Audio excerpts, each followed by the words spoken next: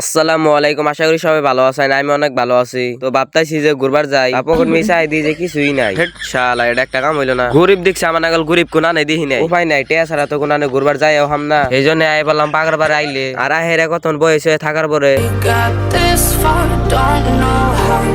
I see danger. তো direct রাইতে বললাম কামলা দিবেন নিগে এ না মানে কাম করবার নিগে। আর মিশিং এর ভিতরে থেকে কি বাইরেতেছে জানুন কি, এই জান্নারা পরীক্ষা দিতে গেলে যে ছোট ছোট কাগজ নিয়ে যায় না, তো সেই কাগজই বাইরেতেছে। আর এই কাগজটা গুলো আমার না মানছের। আর বেতে গিতে গেলা গাড়ির নাকছে খিদে হজনে খাস তেল ভরাইতেছি। আর আজকে বলে হাউলি পূজা আছে, সেই জন্য পূজা দেখতে নিয়ে গেতাইছি। আর আমি কল এলকাই গেতাইছি না, আমার পোলাইও আছে। আসলে এনে পূজা না কি হয় আমি কল কিছুই জানি না।